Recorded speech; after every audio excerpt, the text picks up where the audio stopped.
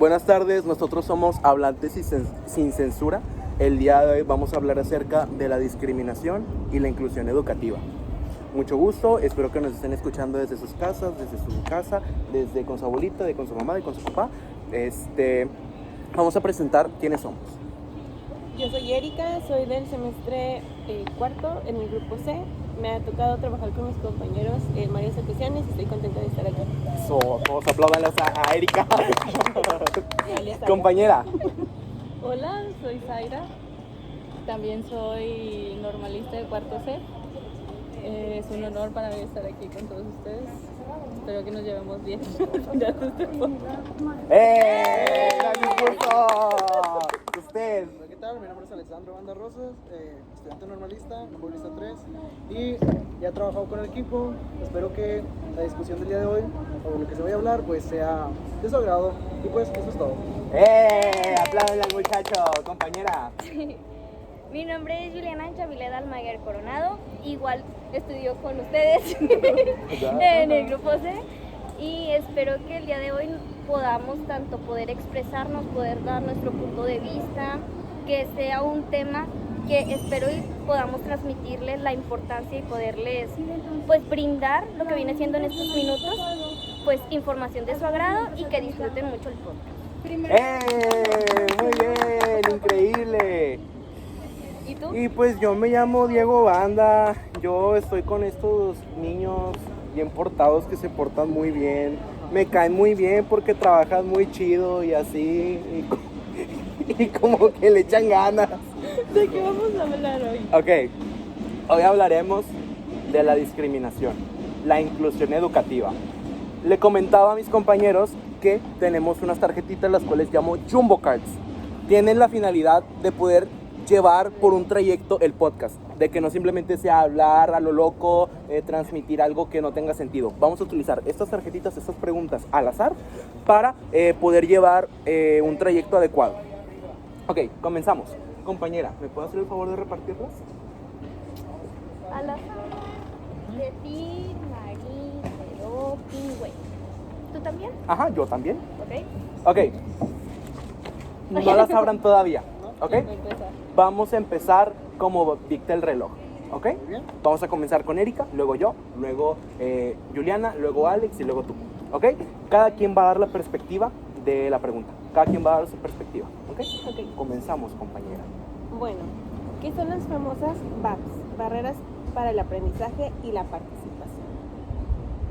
Ok, bueno, son barreras del aprendizaje que dificultan a los alumnos aprender temas que deberían de ser adecuados para su edad, lo que los retrasa un poquito del resto del grupo, por así decirlo.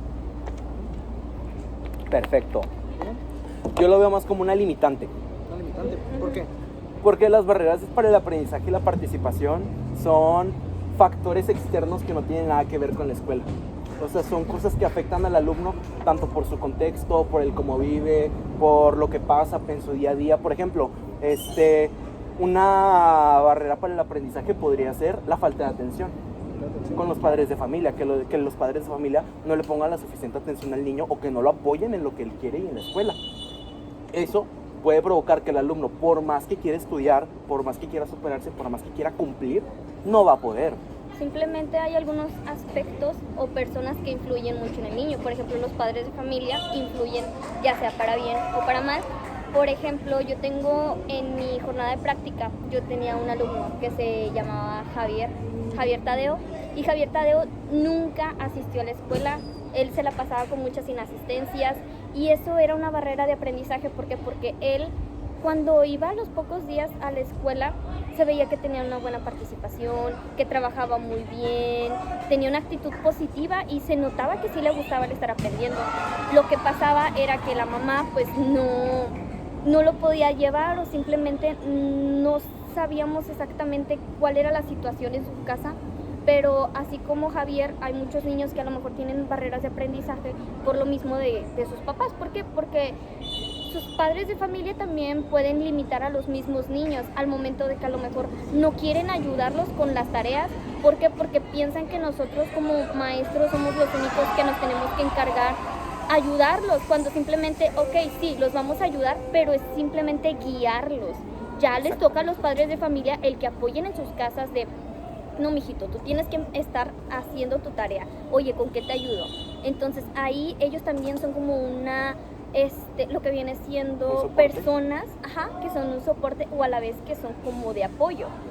Entonces también eso es una barrera de aprendizaje. Otra barrera de aprendizaje podría ser también el mismo niño que a lo mejor no tenga una actitud hacia el estudio muy favorable, pero ahí nos toca a nosotros identificarlo y motivarlo, porque hay muchos niños que sienten esa inseguridad, que tienen miedo el querer participar porque les da miedo el rechazo o les da miedo el equivocarse, y ahí es en donde nosotros tenemos que entrar y decirles, no pasa nada, si te equivocas no va a pasar absolutamente, no hay ningún problema y lo podemos volver a intentar. Entonces ahí nos toca a nosotros identificar esas barreras de aprendizaje y buscar algunas solución. ¿Por qué? Porque tenemos que analizarlo, el contexto, cuáles podrían ser algunos factores que están interrumpiendo el que el niño aprenda y buscar la manera adecuada para que el niño pueda aprender pues de la mejor manera.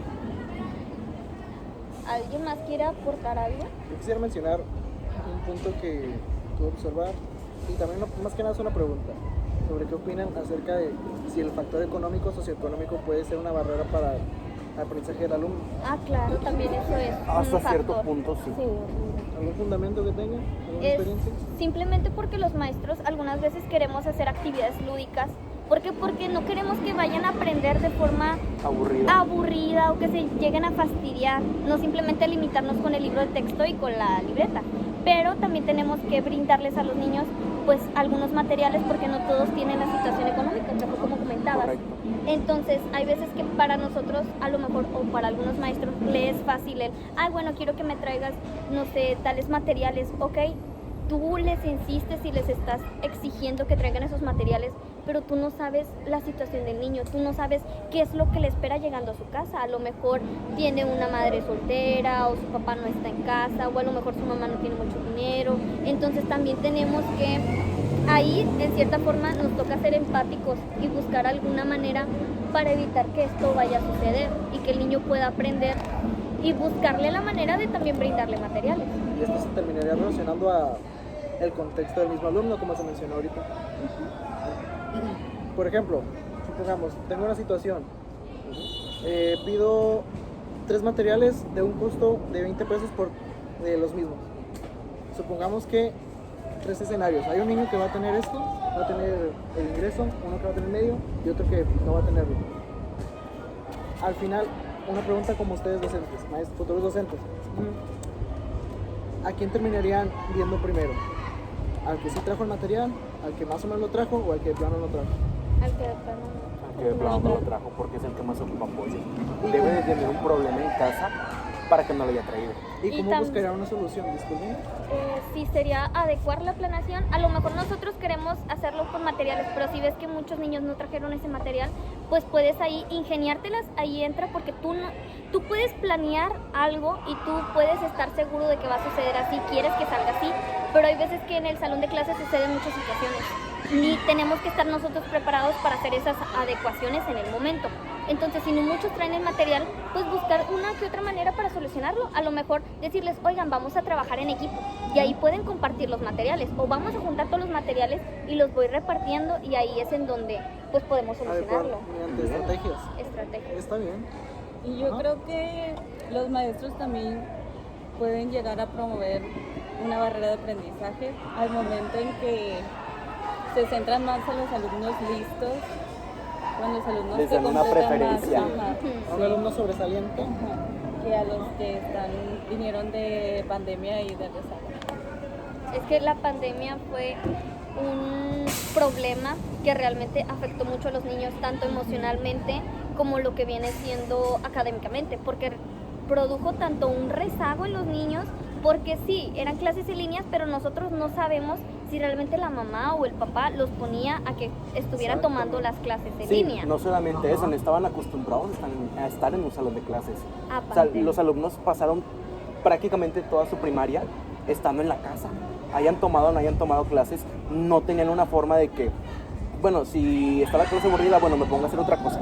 O, ay, uso el teléfono. O, ay, voy abajo a comer. Hay muchos distractores. Ajá. Hay Exactamente. demasiados distractores que incluso nos afectó a nosotros en la preparatoria, incluso a inicios de la normal. Entonces, para a un niño que literalmente nunca se le ha puesto sentado de, a ver, tú vas a trabajar de esta manera, tú tienes que hacer esto, tú tienes que seguir este horario, pues para un niño que nunca ha vivido eso es muy complicado, es demasiado para procesar, es un cambio muy drástico.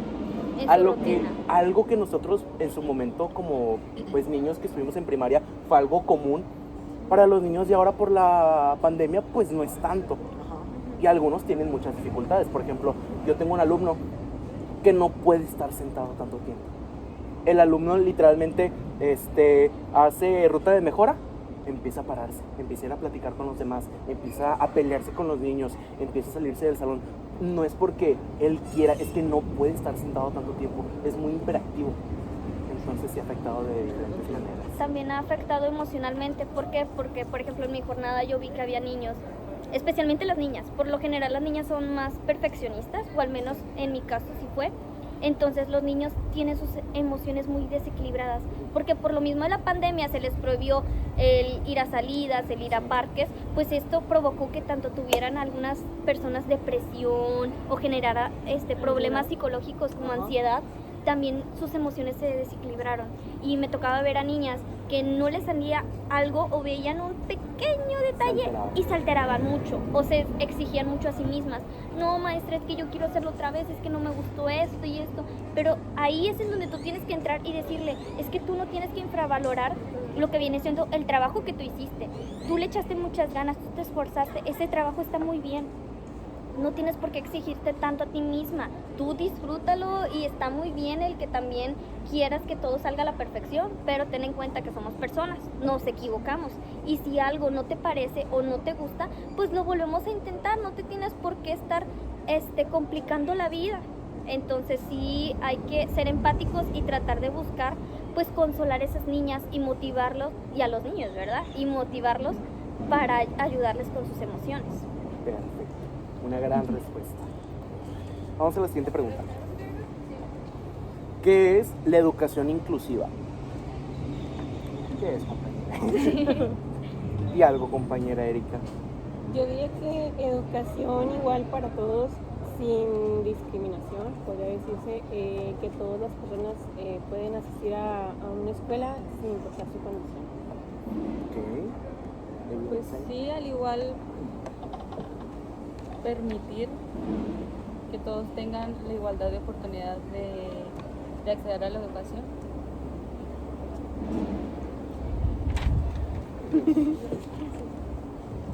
El plan es similar, solo que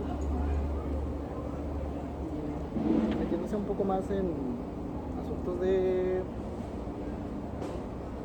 la perspectiva de las personas, depende también mucho las escuelas si lo fomentan o no.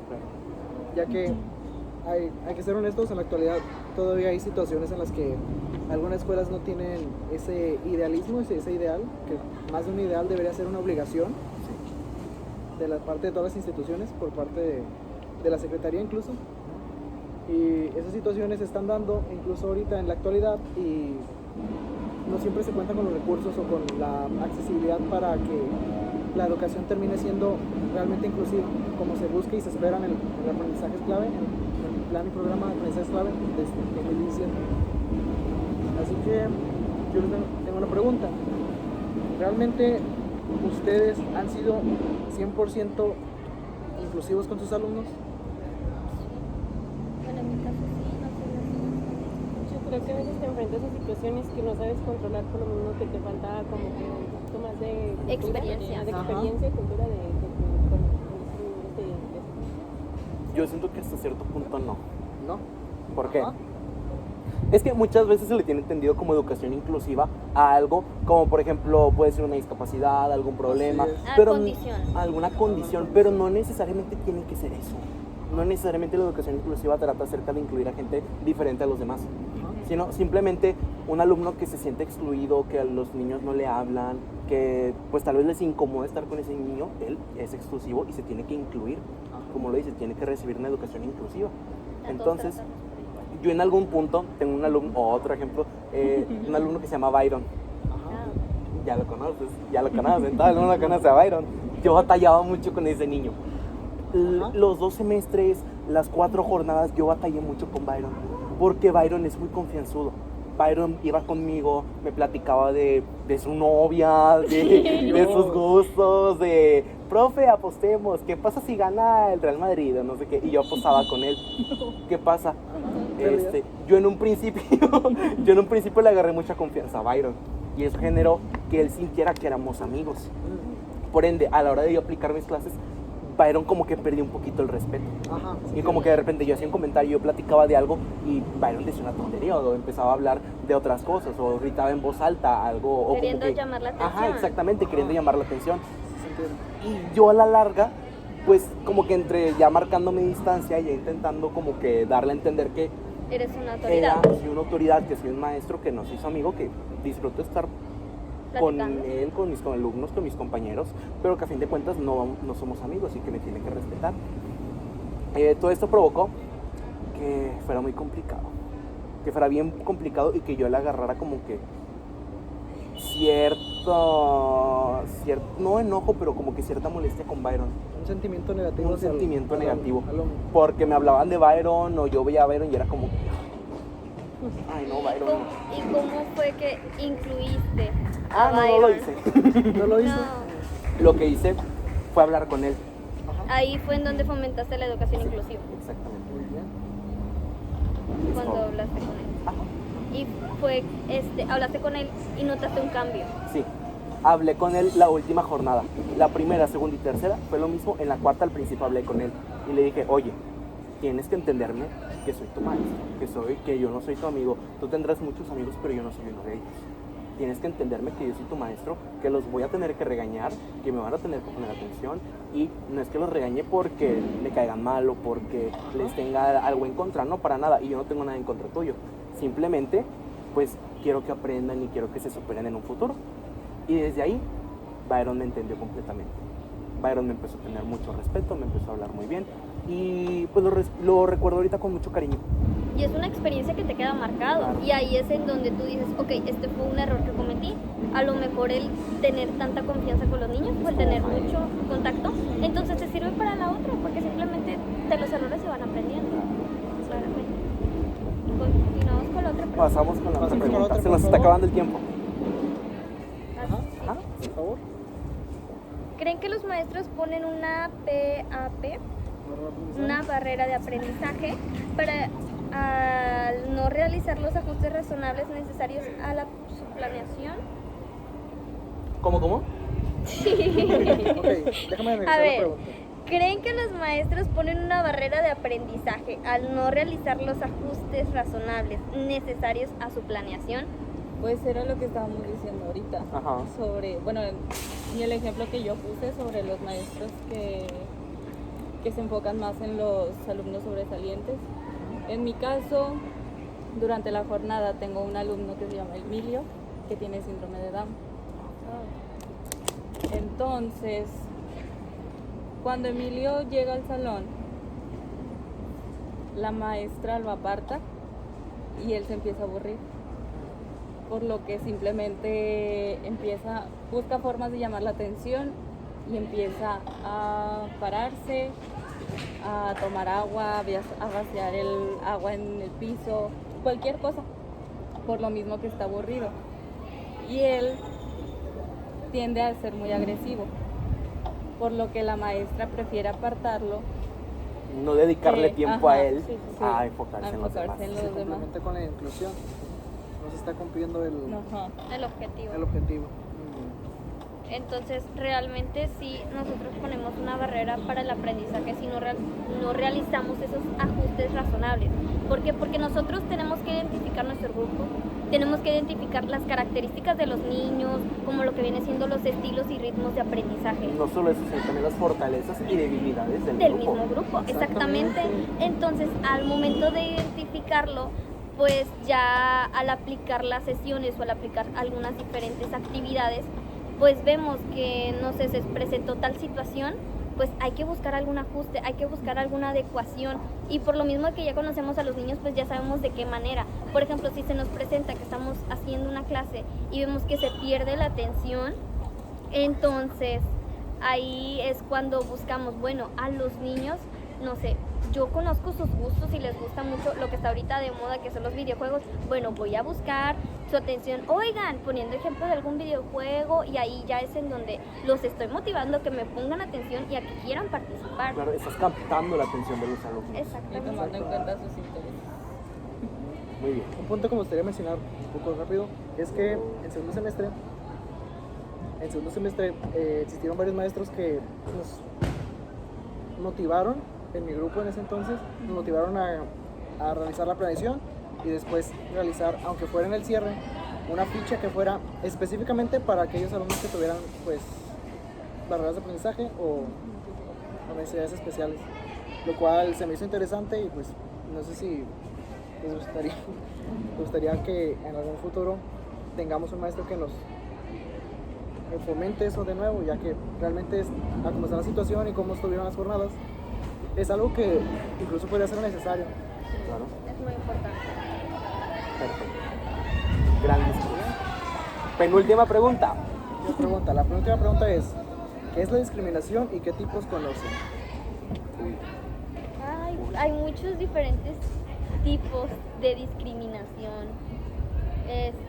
Está la discriminación por su apariencia física, por ejemplo, que hay algunas veces que tú mismo, no solo está la discriminación en la escuela o en el contexto escolar, sino que también en diferentes lugares, al momento de que por lo que está usando una persona, por su estilo de vestimenta, a lo mejor no quieres pues convivir con él, o a lo mejor te portas en cierta forma un poco grosera con esa persona.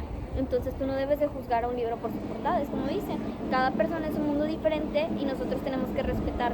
Así tú veas a una persona que a lo mejor no tenga una apariencia física pues agradable, igual es un ser humano, y un ser humano tiene derechos y tú tienes derecho a respetarlo, porque al fin y al cabo es una persona que no te ha hecho nada malo a ti. Exacto. Entonces ahí nos toca a nosotros pues ser empáticos y en cierta forma respetar a los demás sin importar cómo se vean. Otro tipo de discriminación podría ser la discriminación dada por el racismo. El racismo, incluso en nuestra sociedad, se ve muy marcado, utilizando pues algunos comentarios entre los alumnos. Se puede ver en los salones, entre los alumnos, incluso podría haber entre los maestros, puede ser interno, externo, puede ser en la casa, en el contexto, en la comunidad del alumno. Y es una situación que lastimosamente sigue estando el día de hoy. Y de aquí viene la necesidad de volver a como se mencionó hace tiempo, la educación inclusiva, donde se evite ese tipo de comentarios, ya sean por su color de piel, etnia, religión, y así puedan ser incluidos realmente sin ser juzgados, sin criticados y sin Tratarlos por igual. y ser tratados por igual. Hay otro que me suena mucho y que siempre he visto bastante, sobre todo tanto en las jornadas como cuando yo estaba en la primaria, secundaria, que es la discriminación por el nivel económico que tiene. También es un buen Es uno de los más comunes junto Sí. con el del racismo. Sí. ¿Por qué? Porque muchas veces a los alumnos, a los niños se les puede hacer fácil de que yo tengo dinero, yo llevo este juguete, miren mi nueva consola, miren mi juego, miren lo que mi mamá me compró, miren esta libreta, miren, o sea, son Demasiado egocéntricos. Incluso en las cooperativas Así se son puede los ver. niños realmente, ellos les gusta mucho llamar la atención y les Claro. gusta ser egocéntricos por naturaleza. ¿Qué pasa? Por lo mismo de que los niños que tienen dinero se meten eso a la cabeza de que, yo tengo esto, yo tengo esto, yo tengo esto. Muchos alumnos que no tienen puede que se comparen con esos alumnos. Se vean acomplejados. Que, o sea, ni siquiera los alumnos tienen que tener una mala intención para que se aplique este tipo de discriminación. Porque el alumno que no tiene dinero se puede comparar de que, mira, este niño tiene tanto dinero, este niño se compra muchas cosas, este niño tiene esto, y yo no tengo nada. Yo no tengo nada que me compre, yo tengo que trabajar para que me lo compre, para yo mismo comprármelo. Entonces, hasta cierto punto el niño se puede sentir un poquito inferior o puede incluso afectar en su seguridad de cómo se siente y en cómo actúa, nada más por el cómo vive, qué tanto gana él y qué tanto gana su familia. Entonces ahí nos tocaría a nosotros pues ayudar a ese niño y evitar, si vemos alguna situación en los salones, ahí influir o ahí intervenir con los niños para que no esté la discriminación. Y concientizar. Y concientizar, exactamente. Ya, la última pregunta. Vamos a la última pregunta. ¿Qué estrategia propondrían para que los maestros favorezcan la educación inclusiva? Esta está buena. Una estrategia personal podría ser el uso de... Personalmente, tengo una estrategia a la cual se le llama el semáforo. Es un semáforo, está hecho por... Sí, es un semáforo, déjenme les doy la idea. ¿Okay? Es un semáforo creado, está en verde, amarillo y rojo. Dependiendo de las situaciones o de lo que se pretenda, el docente, el maestro, va a decidir con una pinza o con algún objeto que sea reconocible en los colores. Si el alumno se porta bien o si el grupo se porta bien, pues estaría en verde. Si se portan mal, estaría en rojo, y si se un determinado sería en amarillo. Eso puede motivar al alumno a comportarse no solamente de estar sentado, de estar escribiendo, sino también ver acciones de los alumnos como su ética, su formación cívica y ética, como está en la materia de ello, sería sobre, los alumnos, un ejemplo, los alumnos el día de hoy, 3 niños se pelearon y hablaron se insultaron sobre situaciones económicas, situaciones de racismo, de etnia, situaciones también puede ser gustos incluso. Entonces, al ser un grupo y al no dar una solución, podría ser de que, el maestro decide no castigarlos, sino hacerles el llamado de atención mediante esa estrategia con pues ya sea uno de los colores negativos, y así el alumno va haciendo conciencia hasta un punto en el que siempre quieran todos como grupo estar en el verde. Ahí los estás incluyendo porque ellos ya se están motivando a querer participar. Exactamente. Indirectamente, aunque no se lo digan, todo el grupo va a estar querer estar en verde. Es una estrategia personal que me funciona tanto con el tiempo y en esas situaciones. Yo creo que la que se me ocurre a mí es un poquito más interna, no tan complicada o no tan elaborada, que es muy simple, que se puede explicar muy fácil, que es el trabajo colaborativo. Pero el trabajo colaborativo bien distribuido. ¿Por qué? Porque si tú pones a 2 alumnos que tienen mucho rezago a trabajar juntos, es muy probable que no hagan nada. Exactamente. Que no puedan hacerlo, porque si uno no sabe y el otro tampoco, no van a llegar a nada. Yo lo que me gustaría implementar ya en las futuras jornadas, ya como maestro, es identificar qué alumnos saben bien los contenidos, qué alumnos son sobresalientes y qué alumnos tienen necesidades. Hablar con los sobresalientes para que me puedan ayudar a mí y que puedan ayudar a sus demás compañeros. Por ejemplo, en algún momento que salgan los alumnos, les hablo a los que saben, platico con ellos, que me apoyen y los acomodo de tal manera que el sobresaliente y el que tiene rezago puedan trabajar juntos. De esa manera el sobresaliente va a poder aprender, el de rezago, perdónenme, va a poder aprender del sobresaliente para que en un futuro pues pueda ser también como él. Y ahí se puede implementar lo del semáforo. Sí, solo que en cada situación, con cada equipo. Y tengo una pregunta, ¿sería eso entonces realizar las planeaciones, las secuencias, pensando en que siempre se va a trabajar por equipos? No siempre. No siempre, exactamente, no siempre. Hay veces donde sí, hay veces donde no.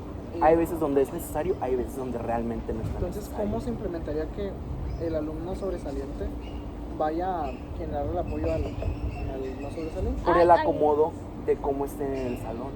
cuando un sobresaliente termine su trabajo puede apoyar a... Cuando termine. Hay diferentes formas. Cuando termine va a apoyar a alguien más o simplemente pueden hacerlo los dos juntos.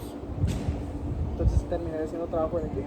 Trabajo en equipo. Solo que ocasionalmente colaborativo, ocasionalmente. Sí, es que está bien el estar implementando actividades de forma colaborativa, pero también son importantes las individuales. Claro. ¿Por qué? Porque cuando están en equipo generalmente como que dicen, ay, estoy con tal persona, Sí, es lista. También hay y que ver de empieza- que son capaces de manera individual. Claro, si tú estás con puro trabajo en equipo se van a confiar mucho los niños y ellos también tienen que aprender y tenemos que formarlos como unas personas autónomas, que sean independientes y que ellos sean los que estén construyendo su propio conocimiento.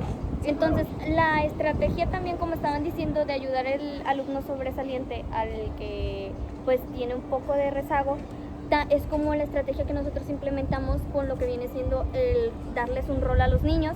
Ahí ellos están participando en el mismo salón y los tutores eran los que se encargaban de ayudar a los que, yo veo a este compañero que tiene tal duda, déjame ayudarle. Entonces ahí ellos se van implementando y van incluyéndose unos con otros. Entonces esa también sería otra estrategia. ¿Alguien más que quiera comentar algo o daríamos por terminado el podcast de hoy? Creo que mejorar la convivencia del grupo, porque en el grupo donde yo estuve en esta jornada pasada no convivían mucho entre ellos, y cuando ya asignan los roles, los alumnos que no conviven tanto se ayudan y dices, oye, sí funcionó como equipo, o sea, trabajaron bien. Entonces creo que también ayudan eso. Perfecto. Sería como balancearlo, podría decirse. Balance. Un balance entre trabajo individual y trabajo colaborativo, el cual los mismos creen su propio conocimiento. Y claramente el docente termina siendo solamente un guía. Me parece muy bien esa idea. Perfecto. Bueno, con eso terminaríamos el trabajo del día de hoy, el podcast del día de hoy. Espero que les haya gustado mucho. Espero que les haya gustado mucho, que le hayan disfrutado, que hayan aprendido mucho. Y pues esperemos vernos de nuevo la próxima semana. Adiós.